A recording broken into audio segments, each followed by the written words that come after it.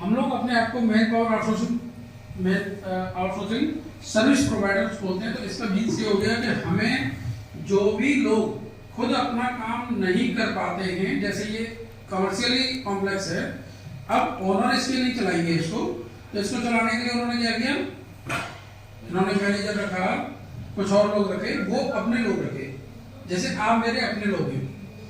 अब आउटसोर्स क्या होता है कि इन्होंने जेपी सिक्योरिटी को हायर किया, वो आउटसोर्स हो गई कि मुझे इतने काम का पैसा देना है, इसको मैनेज करना it's your responsibility, how you will manage, this is your content, I don't go in depth, कि आप इस पे किस तरीके से काम करेंगे, क्या करेंगे, कौन लगाएंगे, क्या नहीं लगाएंगे, मेरी रिक्वायरमेंट से ये आपको पूरा करना है, और उसके लिए कस्टमर पेमेंट देता है, वो हमारी आउटसोर्स सर्विस में आ जाता है। We are the successfully operations over 12 years in this sector.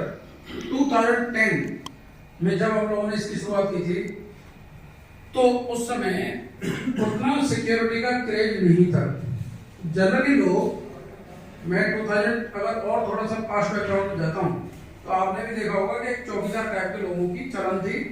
लोग 2 चौकीदार गांव से बुलाते थे, जो देसी लिबास में अपना उनके यहाँ रहते थे, और बस बाबूजी की गाड़ी भी साफ करके सारा काम करना है। और एक ट्रेंड आया सिक्योरिटी सर्विस का कि अब हमें चौकीदार में सिक्योरिटी चाहिए। जैसे ही सिक्योरिटी आया, यूनिफॉर्म आई, यूनिफॉर्म आई, एजुकेशन आया, एजुकेशन आते ही वहां पर क्रिएटिव टाइप के लोग आने लगे, जिसमें से हम भी एक हैं। और हमने यहाँ पर एक सेक्टर लाके खड़ा कर दिया आगरा के अंदर, लगभग 2000 सिक्योरिटी गार्ड को हमने सर्व कर दिया इन दिस स्मॉल सिटी, जिसका इंडिया में बहुत छोटा सा आता है। 2000 प्लस हमने सिक्योरिटी गार्ड खड़े कर दिए। इस वजह से, क्योंकि हम लोगों ने कस्टमर्स की जो बर्डन था उसको हमने कैप्चर कर लिया, उसकी रिक्वायरमेंट को समझ लिया, उसकी नीड्स को समझ लिया, और उसके अकॉर्डिंगली हमने उनको सर्विस देना शुरू किया। उस सर्विस में 12 ईयर हम लोगों को हो चुके हैं। और जब कैसे हमने प्लान किया इस शेड्यूल को, और हमने कैसे अचीव की एबिलिटी को हम बताएंगे आपको। Next, we offer dedicated man power. हमने उनको जो रिक्वायरमेंट जो थी उसके अकॉर्डिंगली उनको मैन पावर दी। Service to individual sector, society, corporate and institution. हाँ, जहां जहां उनकी रिक्वायरमेंट थी, घर पे 2 गार्ड चाहिए, उससे ज्यादा नहीं, फैक्ट्री में 10 चाहिए, होटल में 20 आदमी चाहिए, एसेट्रा एसेट्रा।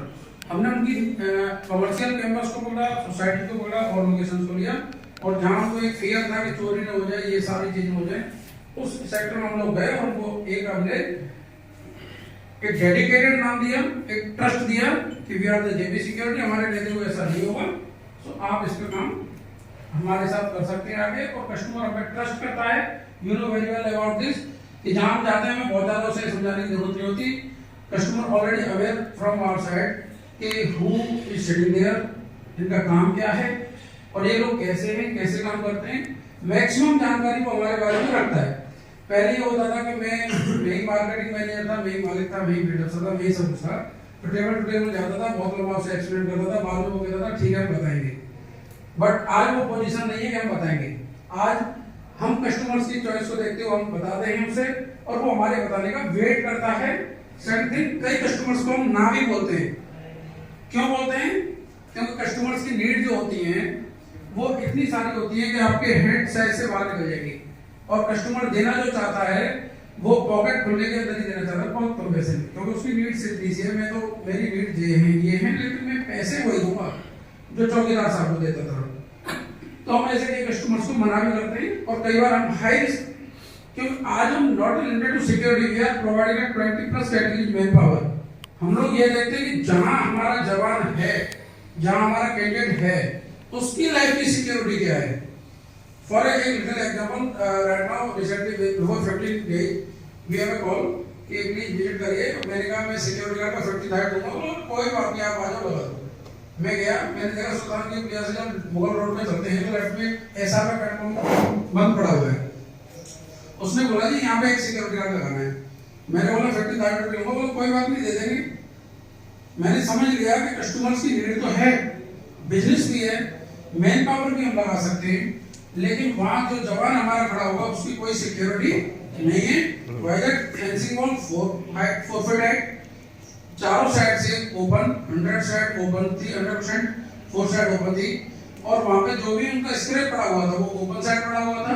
और वहां पर ज्यादातर जो भी लोग रहते, पूरा मामला से लिया था, कुछ ऐसे जो आप झुग्गी झोपड़ी वाले ये सब लोग थे, यानी चोरी के चांस से ज्यादा थे, चोर आओ और चोरी कर ले जाओ, इस पोजीशन में था। तो सिंगल जान एक सिक्योरिटी गार्ड अगर वहां बैठा हुआ है, अगर कोई भी शराबी मवाली आकर के उसके हेड हिट करे और वो उसके साथ कुछ अनहोनी हो जाए, हैपनिंग हो जाए, तो वो हमारी मार्जिन मनी उसकी लाइफ को नहीं लौटा सकती। सो आप सब लोग भी इस चीज पर फोकस करें। आपने देखा होगा कि लास्ट 3 to 4 ईयर से मैं कस्टमर के पास विजिट करने बाद में जाता हूँ, पहले भी आपको भेजता हूँ। तो आपको भेजता हूँ तो आपको ये चीज पे फोकस करना है कि जब भी आप उस वहां देखने जा रहे हैं, 2 चीजें जरूर देखें। एक, हमारा जवान कितना सिक्योर है, क्योंकि हमारी प्राइमरी रिक्वायरमेंट धंधा पाना नहीं है। हमारी प्राइमरी रिक्वायरमेंट है जो हमारा जवान काम करेगा वो कितना सिक्योर्ड है। सिक्योरिटी खुद की होगी तब वो दूसरे की सिक्योरिटी कर पाएगा। दूसरी चीज, कस्टमर्स की वर्क क्या है। कई बार क्या होता है, कस्टमर बहुत मीठा होता है, आपको जाते ही चाय कॉफी सर्व भी करेगा, अच्छे से बात भी करेगा, बट वो एक नेट है, माया जाल है, वो आपको फंसा रहा है। और वो फंसाने के बाद क्या करता है, जैसे IIMD, आप प्लीज इसको नाम शो मत करिएगा, दिस इज मेरा माय नेम, और रिसेंटली मैंने बिफोर वीक इनसे मीटिंग की थी। बट वो ऐसे कस्टमर्स हैं जो आपको बुला लेते हैं, बहुत अच्छे से ट्रीट करेंगे, आपको बड़ा लालच देंगे, आपसे काम कराएंगे, और फिर आप चक्कर लगाते रहो पैसे के लिए। ना वो आपको पैसे देगा ना आपके एम्प्लॉय को पैसे देगा। लास्ट में अगर कोई बहुत बड़ी बात हो जाएगी तो एम्प्लॉय को बुला करके उसे सेटलमेंट करके उस एम्प्लॉय को भेज देगा, आप उस पर घूमते रहो। यानी आप पहले भी घूम रहे थे जब आप धंधा लेने गए थे, आप बाद में भी घूम रहे थे जब आप वहां बिजनेस कर रहे थे, और आप आज भी घूम रहे हो जब आपका पैसा नहीं मिला है। और अगर मिल भी जाएगा इतना सब घूमने के बाद, तो भी आप 0/100 है, आपको बचने वाला कुछ है नहीं। तो ऐसे कस्टमर्स को आपको पहले ऑब्जर्व करना है, पहली लाइन में ऑब्जर्व करना है कस्टमर कैसा है, इसकी फाइनेंशियल स्थिति कैसी है। कई बार नंगे पुंगे लोग बोलते हैं 400-500 चाहिए मुझे पिस्टल के साथ, मैं बारात में जा रहा हूँ, बोलो साहब मेरे पास है ही नहीं। ऐसे लोगों से न सर्विस देना अच्छा है, कम से कम टेंशन फ्री तो बैठे हुए हैं। सो आपको इस चीज पर फोकस करना है कि जब भी हम जा रहे हैं तो हमें ऑब्जर्व करना है कस्टमर कैसा है, फाइनेंशियल पोजीशन कैसी है, किस यूज के लिए ये सर्विस ले रहा है। सपोज अगर कोई भी व्यक्ति जो रोड पे चलता हुआ है, जिसकी बाइक की सर्विस भी टाइम से नहीं होती है या साइकिल पहुंच के चलाता है, अगर आई प्रो उसके हाथ में है, 14 प्रो उसने हाथ में पकड़ रखा है, तो आप क्या समझेंगे। कई बार आपको ये डेफिनेटली देखते लग जाएगा यार इसकी भर्ती नहीं है, 2,500 की साइकिल चला रहा है, 1.5 लाख का मोबाइल हाथ में, इट मींस या तो चोरी करके लाया है या किसी ने ऑफर दिया है उसे। वो अपनी अर्निंग, उसकी अर्निंग लेवल आपको शोकेस नहीं होगा, भले ही वो अपने पैसे से कमा के लाया हो, वो एक अलग चीज है। तो हमें जज करना होता है, आप लोगों को भी जज करना होता है कि कभी भी साइड में जा रहे हैं तो फर्स्ट लाइन में इन चीजों की स्कैन कर लें कि हम लोग कहीं एक्सीडेंट में जा रहे हैं, उस चीज को आपको फोकस करना है। तो मेरा यहाँ फोकस ये है कि हम लोगों ने यहाँ पर 3-4 आर्टिकल आपको शो किए। सर्विस हमने सोसाइटी, जैसे सोसाइटी में क्या है कि एक नाराज होगा, दूसरा मानेगा, तीसरा मानेगा, लेकिन पैसा आपका निकल आएगा।